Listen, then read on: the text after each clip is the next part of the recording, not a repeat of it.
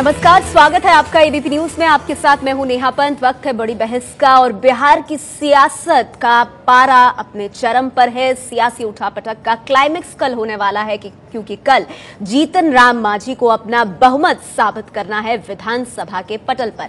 लेकिन उससे पहले आज जेडीयू को एक बड़ी कामयाबी मिली, जहां नेता विपक्ष का पद जो है वो अब जेडीयू के पास चला गया है। बीजेपी के हाथ से यह पद निकल गया। उधर दूसरी ओर बीजेपी जीतन राम मांझी यानी महादलित सीएम के अपमान की बात तो कर रही है, लेकिन खुलकर मांझी को समर्थन देंगे या नहीं, इस पर बीजेपी अपने पत्ते नहीं खोल रही। जीतन राम मांझी खुलकर ऑफर दे रहे हैं कि मेरे पाले में आओ, मंत्री मैं भी बना सकता हूं। ऐसे में सवाल यह है कि इस तमाम उठापटक के बीच क्या बीजेपी मांझी की नाव पार लगाएगी?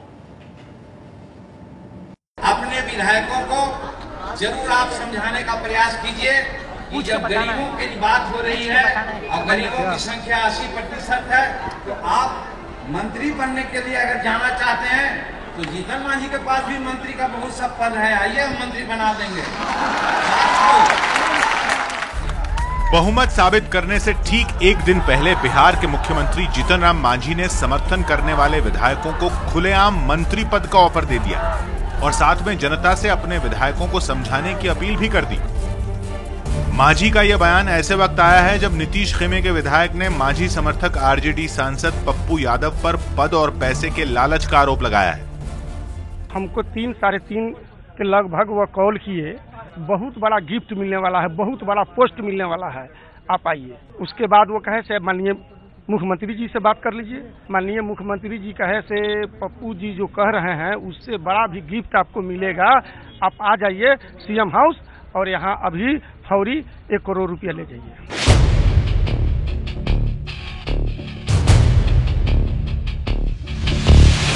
शरफुद्दीन का दावा है कि बुधवार की शाम उनके मोबाइल पर फोन आया था। दावे की पुष्टि के लिए शरफुद्दीन ने मीडिया के सामने बातचीत की रिकॉर्डिंग भी पेश की, लेकिन पप्पू यादव ने आरोपों को खारिज किया है। कहाँ को चर्चे नहीं है, कहाँ पर मुलाकात हुई, कौन था विधायक, कब आया, कभी कोई पता नहीं चला। सवाल ही नहीं उठता। वो खरीदने की चर्चा भी हुई तो टेप सुनाना चाहिए उसको, कहीं पैसे का जिक्र हुआ, कुछ हुआ, जानते भी नहीं कि वो कौन विधायक, चिंते भी नहीं। गुरुवार का दिन मांझी खेमे के लिए झटकों से भरा दिन रहा। खरीद फरोख्त के इस खुलासे से पहले स्पीकर उदय नारायण चौधरी ने बीजेपी से नेता विपक्ष का दर्जा छीन लिया और जेडीयू के विजय चौधरी को विपक्ष का नेता बना दिया। अब तक मांझी की वजह से तकनीकी तौर पर जेडीयू को सत्ता पक्ष में ही माना जा रहा था, लेकिन इस फैसले से सदन की तस्वीर बदल गई है। अब जेडीयू ने अपने विधायकों को एकजुट रखने के लिए व्हिप भी जारी कर दिया है। नई सरकार के शपथ लेने तक बीजेपी को विपक्ष की कुर्सी नहीं मिलेगी और तब तक बीजेपी को लाल बत्ती से दूर रहना होगा। चैनलों में बात दिखाई जा रही कि विधानसभा ने सूचना जारी कर दी, तो मैंने विभिन्न चैनलों के समाचार के आधार पर नेता विपक्ष की सारी सुविधाएं हमने वापस कर दी। स्पीकर के फैसले के खिलाफ बीजेपी के विधायकों ने उनके दफ्तर के बाहर धरना प्रदर्शन किया, जहां विधान परिषद के सदस्य बैद्यनाथ प्रसाद और सुरक्षा अधिकारी के बीच धक्का मुक्की तक हो गई। 243 सदस्यों वाली बिहार विधानसभा में अभी 233 सदस्य हैं, इसलिए बहुमत का आंकड़ा 117 होता है। नीतीश के साथ 130 विधायक हैं, जबकि मांझी के पास अभी 16 विधायक ही हैं और बीजेपी के 87 विधायकों के समर्थन के बाद भी उनकी कुल तादाद 103 तक ही पहुंचती है, यानी बहुमत के 117 के आंकड़े से 14 कम। मांझी के लिए एक और बुरी खबर यह रही कि पटना हाईकोर्ट ने निलंबित 8 विधायकों को वोट नहीं देने का आदेश दिया है। इससे पहले कोर्ट ने 4 विधायकों की सदस्यता बहाल कर दी थी, जिसके बाद बाकी के निलंबित 4 और विधायक कोर्ट चले गए थे, लेकिन अदालत ने सभी निलंबित विधायकों के वोट देने पर रोक लगा दी। विधायकों को अपने पक्ष में करने के लिए दोनों खेमे लगातार जुटे हुए हैं। रात को नीतीश और मांझी दोनों ने अपने घर पर डिनर का आयोजन किया है।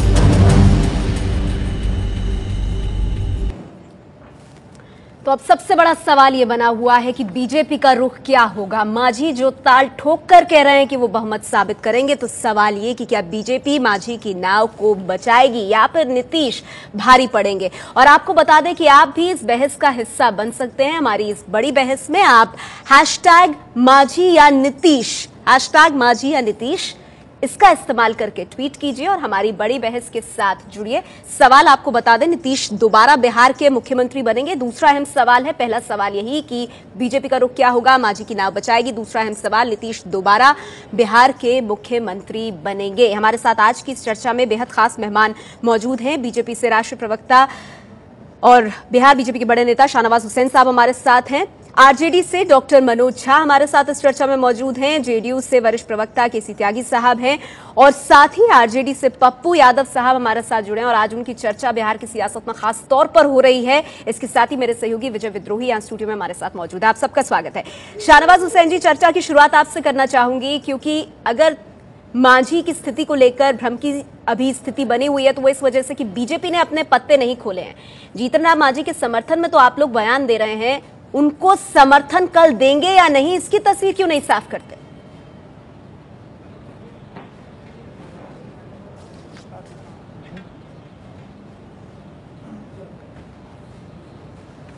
तस्वीर कहाँ साफ करें? जैसे जनता दल यूनाइटेड और उनके गठबंधन के नेता राज्यपाल के दरवाजे पे बहुमत दिखा रहे हैं, राष्ट्रपति जी के लॉन में दिखा रहे हैं, लेकिन बोमई केस में निर्णय है कि जो भी बहुमत है वो सदन के अंदर साबित होगा। तो जब सदन बुलाया जाएगा वहीं पर साबित करेंगे। और ये लोग इल्ज़ाम लगा रहे थे कि महामहिम राज्यपाल जी कोई गड़बड़ी करेंगे, और कौन कर रहा है? आज जनता दल यूनाइटेड के इशारे पर स्पीकर साहब कर रहे हैं। अभी भारतीय जनता पार्टी ने समर्थन का ऐलान भी नहीं किया, हमने पक्ष में वोट भी नहीं किया और हमें विपक्षी दल से हटा दिया। ये जदयू का अंदरूनी मामला है। एक धड़ा कह रहा है हमारे पास बहुमत है, एक धड़ा कह रहा है हमारे पास नहीं है। फिर बीच में बीजेपी को विपक्ष के नेता पद से हटाने की क्या जरूरत थी? आप इल्जाम लगा रहे थे महामहिम राज्यपाल पर, और आज स्पीकर का ऑफिस जदयू का ऑफिस बन गया है। इसलिए हम लोगों ने कहा कि भारतीय कई बार वोट होता है लोकसभा में, सरकार किसी बात पे वोट कराती है तो विपक्ष के लोग भी उसमें पक्ष में वोट करते हैं, तो क्या उनका विपक्ष का दर्जा छीन लिया जाता है?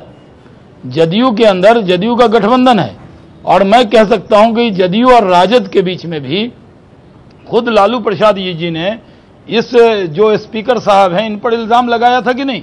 लेकिन शाहनवाज जी अभी तो बड़ा सवाल यही है ना कि बीजेपी मान्यता दे दी थी कि नहीं? शाहनवाज जी अभी लेकिन बड़ा सवाल तो ये है कि बीजेपी क्या मांझी को महादलित मुख्यमंत्री का समर्थन करेगी नहीं करेगी? मैं कह रहा हूं ना कि इसीलिए विद्रोही जी फिर अगर मान लीजिए वही तो कह रहे हैं, आप कहिए हाँ या ना, पूरे डिबेट में हाँ ना कह के चुप हो जाएंगे। आप हमको अपना पक्ष तो रखने देंगे ना विद्रोही जी?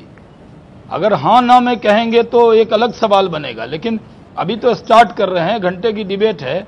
बीजेपी पे ही इल्जाम लगाने वाले लोग ज्यादा बैठे हैं, तो कम से कम बीजेपी का पक्ष का भी समय तय कर दीजिए। इसलिए मैं आपसे कहना चाहता हूँ बहुत इज्जत के साथ कि भारतीय जनता पार्टी का जो आज इल्जाम है स्पीकर साहब पर, वही स्पीकर साहब पर आरजेडी के लोगों ने पत्थर बरसाए थे कि नहीं, और वो मुकदमा है कि नहीं, और उन्होंने स्पीकर साहब ने गलत तरीके से मान्यता दे दी थी कि नहीं, और आज वही स्पीकर साहब गलत तरीके से मान्यता दे रहे हैं।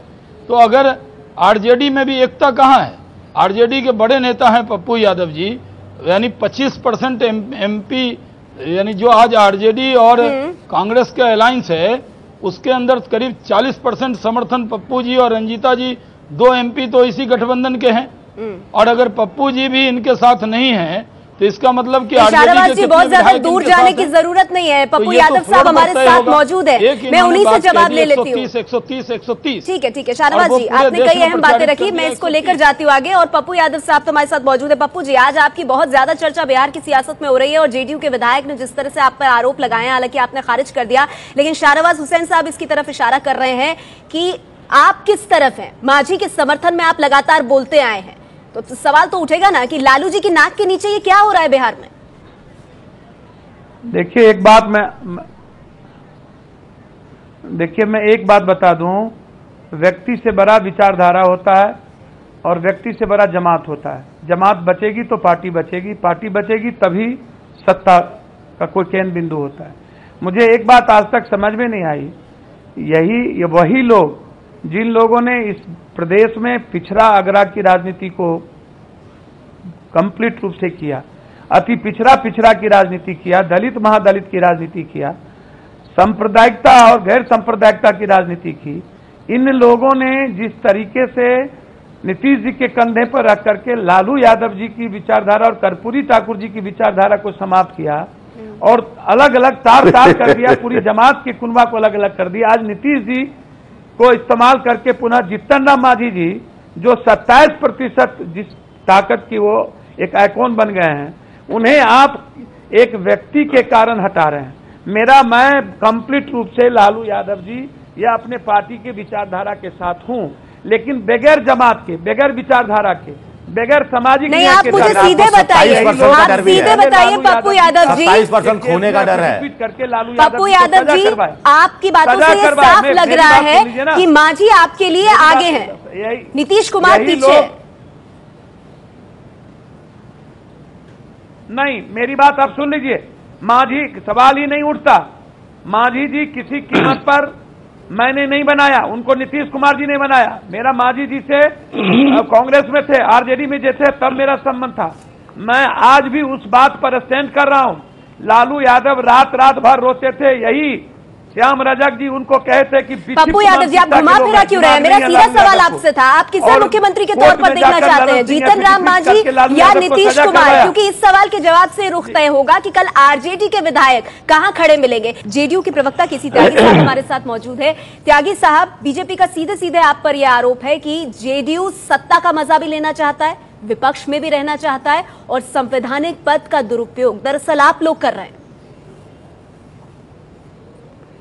शाहनवाज जी अभी तक ये बताने में असफल नहीं हुए हैं कि वो जीतन राम मांझी द्वारा जो चरित्र हनन किया जा रहा है नीतीश कुमार जी का, उस मामले में तो उनके साथ हैं कि नीतीश कुमार जी के विरुद्ध जो निंदा अभियान चला रहे हैं, उन लोगों को तो इनका समर्थन है। क्या कल विधानसभा में भी ये श्री जीतन राम मांझी के साथ खड़े होंगे कि नहीं? असल में पिछले 15 दिन में जिस हाई मॉरल ग्राउंड पर बीजेपी अपने आप को एक नेशनल मेनस्ट्रीम की बड़ी पार्टी होने के नाते अपने आप को वहां पाती थी, पिछले एक हफ्ते में उनमें से कई नैतिक मूल्यों का ह्रास हुआ। जैसे राज्यपाल का पद है, राज्यपाल का पद संवैधानिक पद है, लेकिन हम और ये दोनों ही श्री आडवाणी जी के नेतृत्व में जब बूटा सिंह जी यही काम कर रहे थे जो आजकल आप पर आरोप है कि स्पीकर पद का दुरुपयोग करा रहे हैं। यही आरोप आप पर लग रहा है स्पीकर को लेकर के कि स्पीकर इशारे पर चल रहे हैं जेडीयू के। मेरी बात तो नहीं, नेहा जी आप जल्दी बहुत करते, मेरी बात तो खत्म हो जाए कम से कम। आप जितने सवाल पूछ रहे हैं पहले पूछ लीजिए, फिर मैं सबका इकट्ठा जवाब दे देता हूं। नहीं, देखिए केसी त्यागी साहब, आप अपनी बात रख रहे हैं, लेकिन अगर मुझे जवाब नहीं मिलेगा सर तो मुझे माफ कीजिएगा, मुझे आपसे सवाल पूछना पड़ेगा। आप अपनी बात रखिए, लेकिन जो आरोप लग रहा है दूसरी तरफ से कि संवैधानिक पद का आप भी दुरुपयोग कर रहे हैं, उसका जवाब आप कैसे देंगे? नहीं, मेरा सेंटेंस तो पूरा होगा या नहीं, उसकी इजाजत भर दे दीजिए बस। बोलिए। मेरा सेंटेंस पूरा हो जाए, उसके बाद दूसरा प्रश्न आप करिए। ये जो आरोप लगा रहे हैं, हमारी पार्टी श्री जीतन राम मांझी के विश्वास मत का विरोध करेगी, तो हम मांझी जी के साथ हुए कि खिलाफ हुए? अगर हम खिलाफ हुए तो विधानसभा में मुख्य विपक्षी दल के नाते हमने अप्लाई किया। हमारे विधायक इनसे ज्यादा हैं, इनके विधायक 91 हैं और हमारे विधायक जो हैं वो 98 हैं। तो संख्या बल के आधार पे इनको मिलना चाहिए कि मुझको मिलना चाहिए? अगर उन्होंने विजय चौधरी जी को चुना है तो सिर्फ इस आधार पे, चूंकि कल हम वोट जो हैं मांझी जी खिलाफ डालेंगे और इनके पत्ते भी खोए नहीं हैं, मांझी जी के पास नंबर हो जाएगा तो ये मांझी जी के साथ हो जाएंगे, नंबर नहीं होगा तो ये विधानसभा से वॉकआउट कर जाएंगे, जब तक कि इनकी रणनीति का हिस्सा है। इसलिए नेहा जी, मेरा आपसे निवेदन ये था कि जो गवर्नर के बारे में इन्होंने कहा था, मैं उसका जवाब दे रहा था।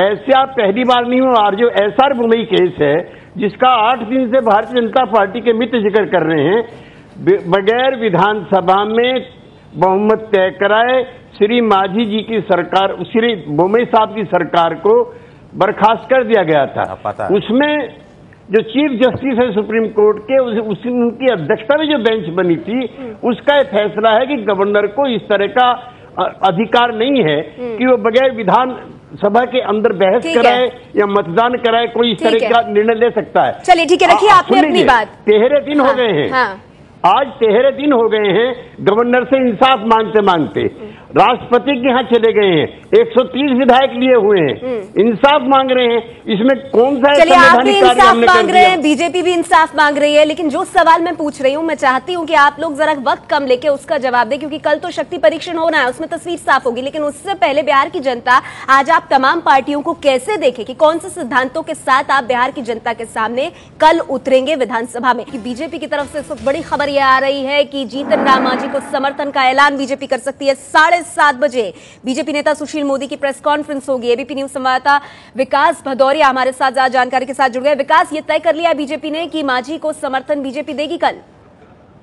जी हाँ, बिल्कुल, और इसकी औपचारिक घोषणा बची हुई है। अब से कुछ देर बाद औपचारिक रूप से विधायक दल की बैठक होगी, जो कि कल भी हुई थी, और विधायकों की आम राय थी कि मांझी सरकार को बीजेपी को समर्थन देना चाहिए। केंद्रीय नेतृत्व से बात करने के बाद अब फिर विधायकों की एक बैठक आज बुलाई है, जो अब से कुछ देर में शुरू होगी, और तकरीबन आधा घंटे बाद ही, यानी कि 7:30 बजे बीजेपी की तरफ से सुशील कुमार मोदी इस बात का ऐलान करेंगे कि बीजेपी जीतन राम मांझी की सरकार को समर्थन देगी कल बहुमत साबित करने के दौरान, और इसकी औपचारिक घोषणा अब से कुछ देर बाद हो जाएगी। शुक्रिया आपका विकास, इस तमाम जानकारी के लिए। इस वक्त की बड़ी खबर बिहार की सियासत से जुड़ी हुई, बीजेपी ने साफ कर दिया है कि बीजेपी मांझी का समर्थन करेगी। मनोज झा साहब, मुझे माफ कीजिएगा, मैं तुरंत आपके पास आऊंगी सर, लेकिन एक प्रतिक्रिया इस वक्त बनती है शाहनवाज हुसैन साहब से। शाहनवाज जी, बीजेपी की तरफ से साफ कर दिया गया, अब इसका बस औपचारिक ऐलान होना बाकी है। जैसा कि हम खबर भी दिखा रहे हैं कि जीतन राम मांझी को आप लोग कल समर्थन देंगे, लेकिन बचाएंगे कैसे? क्योंकि आपके 87 और मांझी साहब के कितने हैं, इस पे संशय बना हुआ है। आंकड़ा 117 का पार पाना है।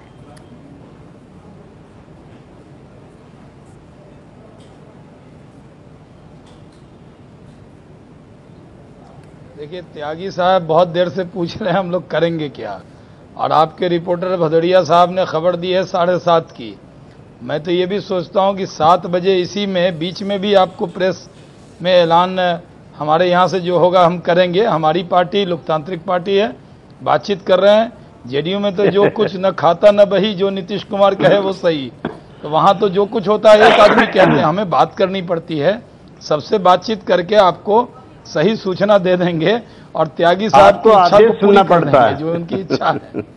अच्छा, मैं मनोज झा साहब के पास जाना चाहूंगी। मनोज जी, बीजेपी ने तो साफ कर दिया है कि मांझी को समर्थन देंगे, औपचारिक ऐलान होना बाकी है। हालांकि शाहनवाज साहब उस पर डिप्लोमेटिक रुख अपना रहे हैं, लेकिन आरजेडी का रुख क्या होगा, खासतौर पर तब जब पप्पू यादव साहब लगातार इस बात की वकालत करते रहे हैं कि जिस तरह से मांझी को हटाया जा रहा है वो ठीक नहीं। 2-3 चीजें बहुत सबसे पहले स्पष्ट कर दूं, हालांकि आखिरी के हिस्से में आ रहा हूं, लेकिन अब सारे अफसाने में सारे जो किरदार थे वो धीरे धीरे खुल करके सामने आ रहे हैं। शाहनवाज भाई उस पर टिप्पणी करें या ना करें, बम्बई जजमेंट की बात हो रही थी, मैं उस पर टिप्पणी नहीं करना चाहता। उसका मतलब है बम्बई जजमेंट का जो 94 में आया कि आप नंबर्स को रिस्पेक्ट कीजिए। खैर, मैं उसमें भी नहीं जाना चाहता। मैं इसमें भी नहीं जाना चाहता संवैधानिक पदों पर बैठे व्यक्तियों के माध्यम से अगर भाजपा एक राजनीति कर रही है तो हम तो सिर्फ यही कहेंगे कि निसार में तेरी गलियों पे वतन, कि जहां चली है रस्म की कोई न सर उठा के चले। रही राजद की बात, हमारी आधिकारिक घोषणा हो चुकी थी। हमारे राष्ट्रीय अध्यक्ष लालू प्रसाद जी ने स्वयं कहा था कि 26 मई के बाद जो राजनीतिक घटनाक्रम बदला है, एक दक्षिणपंथी अधिनायकवादी जो तेवर आया है, उसके खिलाफ हम जदयू को समर्थन दे रहे हैं। वो ए हो, बी हो या सी हो, वो समर्थन उनके लिए था। अब अगर बीते 3 हफ्तों की घटनाक्रम को देखिए, क्या हो रहा है, जो छवियां बिहार से आ रही हैं वो डिस्टर्बिंग छवियां हैं। आप किसकी मदद कर रहे हैं? आपने पप्पू यादव जी का हवाला दिया। दल की आधिकारिक राय वो है, और हम सामाजिक सरोकारों के दल है।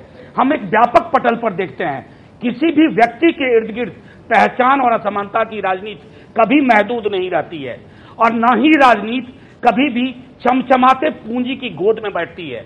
हमारा इससे विरोध है, और इसलिए मैं समझता हूं कि अगर जीतन राम मांझी जी की नैया कल बीजेपी पार लगवाने की कोशिश करेगी, तो जमहूरियत बिहार में डूब रही है। और एक और चीज जान लीजिए कि हमारे विलय की प्रक्रिया बहुत आगे के स्तर पर है। भाजपा को भी डर है, हमारे दल में भी कई लोगों को इससे एक अनकंफर्टेबल पोस्चर है। क्योंकि ये विलय सामाजिक आधारों का विलय है, वैचारिक विलय। और मुझे ऐसा लग रहा है मनोज झा साहब, ये बात आप दर्शकों से ज्यादा शायद पप्पू यादव साहब को बताने की कोशिश कर रहे हैं जो इस पैनल पर मौजूद है, और जो बात आप कह रहे हैं उससे इतर वो बात कहते रहे, तो आपका खेमा साथ रहेगा या नहीं रहेगा इस पर भी सबकी नजर होगी। लेकिन आपने जो अहम बात कही मैं उसे ले जाना चाहूंगी। हाँ, मैं उसी को ले जा रही हूँ, आगे ले जा रही हूँ सर। मेरे साथ क्योंकि मौजूद है जेडीयू से केसी त्यागी साहब। हाँ चलिए बोलिए सर। हाँ, मैं सिर्फ इतना कहना चाहता हूं कि हम व्यक्तियों के माध्यम से बिहार को नहीं देख रहे हैं, हम ये देख रहे हैं कि बजट सत्र है, बिहार के आर्थिक एक ही गठबंधन के हैं, त्यागी जी मनोज जी तो एक ही गठबंधन के हैं। भाजपा ने पहुंचाई है संवैधानिक पदों पर बैठे लोगों के माध्यम से, इस क्षति की भरपाई कोई नहीं कर पाएगा। पप्पू यादव साहब इस पे कुछ कहना चाहते हैं? जी पप्पू जी। मैडम मनोज जी ने ही तो स्पीकर उदय नारायण चौधरी जी के लिए बोला था। मनोज जी ने 8 महीने पहले उदय नारायण चौधरी जी के लिए क्या बोला था एबीपी पे? मनोज जी से पूछिए, उदय नारायण चौधरी जी के लिए वही लालू यादव जी के विचारधारा से राजद है, नीतीश जी से माननीय मनोज जी बोले। एक मिनट सहनबा जी एक मिनट, ये बात बिल्कुल गलत है। अडवाणी अटल जी से बीजेपी पैदा हुई, ताकत बनी। ये बात, एक तो व्यक्ति की बात मत करें, दूसरी बात मैं व्यक्ति की बात हुई नहीं, मैं व्यक्ति हुई नहीं। मैं स्पष्ट बड़ा विनम्र आग्रह करूंगा आदरणीय नेता मनोज जी से कि लालू यादव की विरासत ही रही है सामाजिक न्याय की ताकत। लालू यादव कंप्लीट रूप से उस विचारधारा को हमेशा ताकत दिया है जो समाज में गरीब आम आदमी की एक मजबूत ताकत रही है, और जो ताकत आज जितना इस पर तो बात होती रहेगी पप्पू यादव जी, लेकिन बड़ा सवाल तो अभी ये है कि जिस ढंग से बीजेपी की तरफ से ये इशारा आ रहा है कि वो जीतन राम मांझी का समर्थन कर सकते हैं, तो आपको लगता है कि कल जीतन राम मांझी बहुमत प्राप्त करने में, साबित करने में कामयाब हो जाएंगे? कोर्ट में एफिडेविट देकर इन्हें सजा करवाया, लालू यादव जी रात भर रोते रहे हैं। मैं इनसे ज्यादा सांप्रदायिकता के बारे में ये लोग क्या बात पप्पू यादव साहब, आपकी बातें आप सीधा जवाब नहीं देंगे ये तो मुझे साफ लग रहा है, लेकिन मैं जाती हूँ केसी त्यागी साहब के पास। त्यागी साहब, ये क्या आप लोगों के लिए खतरे की घंटी है? क्योंकि 130 विधायकों की परेड की जो बात हो रही है उसमें आरजेडी के विधायक भी है, और पप्पू यादव जी के सुर आप देख रहे हैं। इनके नेता कहते हैं त्यागी साहब, मैडम मैं कंप्लीट आरजेडी आदरणीय नेता के उनको बंद कराइए ना पहले, लेकिन जमात नहीं बचेगी। और जमात की ताकत समझ गई मैं पप्पू यादव जी, आपकी बात समझ गई, लेकिन जेडीयू इसे कैसे लेगी वो तो सुन ले हम लोग। त्यागी साहब, ये खतरे की घंटी है जेडीयू के लिए। मैं नेता का विरोध करता हूँ। क्या यही सुर है जिसके बल पर मांझी साहब के चेहरे पर चमक है कि वो बहुमत साबित कर पाएंगे कल? एक तो शाहनवाज जी की बात का जवाब अपने आप मिल गया जब इनकी पार्टी ने घोषणा करने वाली है कि वो जीतन राम मांझी सरकार को समर्थन देगी। ये मिनिस्टर भी रह चुके हैं, मंत्री भी रह चुके हैं, हमारी इच्छा है फिर बने। ये संवैधानिक व्यवस्थाएं हैं, जब ये बीजेपी के साथ रहें, मांझी के साथ रहेंगे तो हम किसके साथ रहेंगे? इनके जो विधायक जो संवैधानिक पद है अध्यक्ष का, उसकी धज्जियों को तार तार कर रहे हैं, विधायक एक दरोगा को पीटते दिखाई दे रहे हैं, तो हमने अगर विपक्षी दल का दर्जा मांगा है तो ठीक काम किया है। जब ये मांझी जी के साथ है तो हम किसके साथ रहेंगे? क्या संवैधानिक व्यवस्था रहेंगी? क्या पूरा यानी आपको भी यकीन हो चला, नंबर 1 यकीन हो चला है कि अब आप विपक्ष में बैठने वाले हैं? नहीं, फिलहाल कल तक के लिए बिना हमारे ऐलान के आप कल 12 बजे के बाद परिस्थितियां फिर बदलेंगी। नंबर 2, आने वाले 10 साल के लिए विपक्ष में बैठना चाहते हैं? प्लीज बाद में 2 मिनट बाद। त्यागी साहब चाहते हैं कि विपक्ष में ही रहे। अगर हम तो सारी जिंदगी विपक्ष में रहे हैं, 40 साल आपके साथ रहे हैं, अब आपके खिलाफ रहेंगे। खैर छोड़िए ना, ये बहस का मुद्दा नहीं है। दूसरा है राष्ट्रीय जनता दल सब लोग पहाड़ की तरह से फ्री।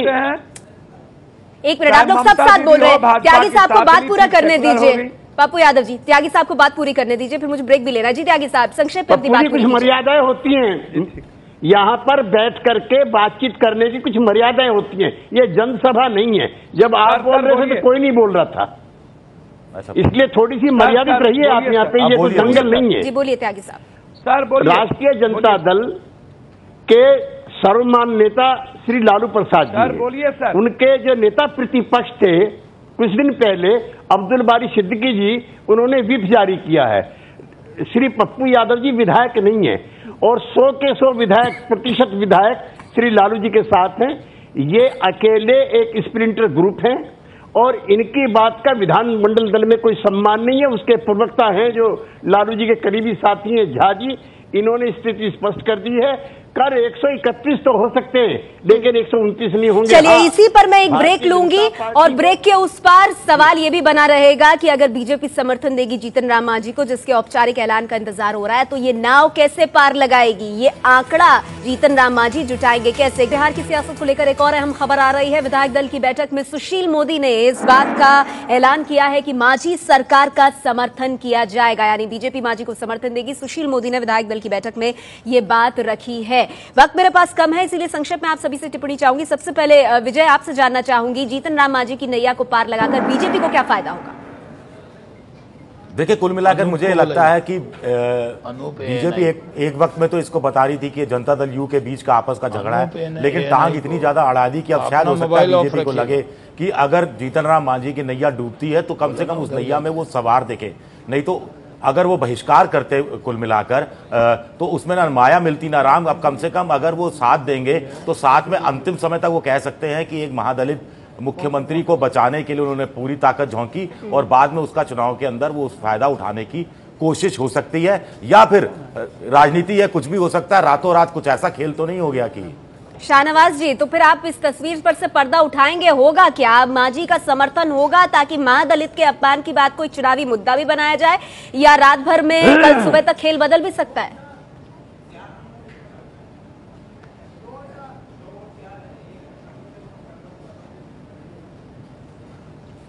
देखिए, स्थिति बनती है विषय को लेकर। केसी त्यागी जी मेरे बोलने के बाद क्या बोलने वाले हैं उसको आभास मुझे पहले से, इसलिए मैं पहले कह दूं।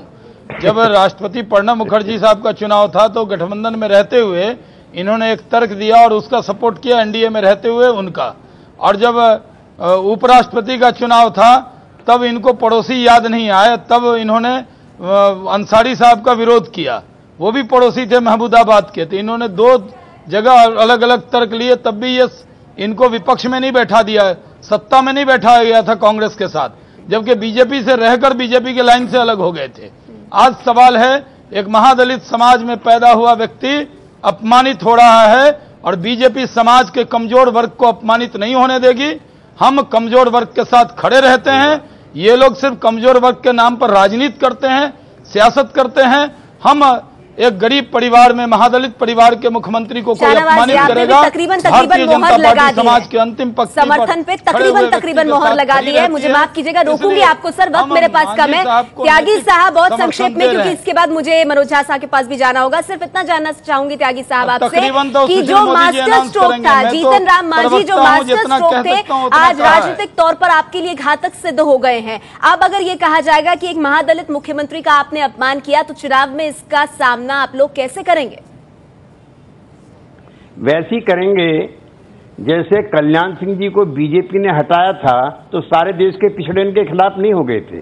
उमा भारती पिछड़ी दलित महिला थी, उसको हटाया था, तब क्या हो गया था? केशव भाई पटेल को हटा करके जब श्री नरेंद्र मोदी मुख्यमंत्री बने थे तो क्या सारे देश के पिछड़े और पटेल इनके खिलाफ हो गए थे? ये महादलित की राजनीति के इंजीनियर और पायनियर श्री नीतीश कुमार हैं।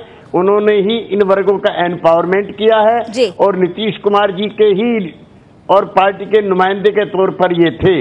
लेकिन भारतीय जनता पार्टी का असली चेहरा उभर करके आ गया। ये सारी स्क्रिप्ट दिल्ली से अमित शाह जी ने लिखी थी, जिसके इशारे पर। चलिए त्यागी साहब, मुझे माफ कीजिएगा, वक्त मेरे पास इतना ही है, मुझे चर्चा को रोकना होगा। मनोज झा, माफ कीजिएगा, आपके पास प्रतिक्रिया के लिए नहीं आ पाई, लेकिन आरजेडी पर यकीन मानिए सबकी कल नजर रहने वाली है कि आरजेडी के विधायक किस तरफ जाते हैं। शुक्रिया आप सभी मेहमानों का। सवाल यही बना हुआ है कि कल क्या बीजेपी के समर्थन से मांझी अपनी नाव पार लगा पाएंगे?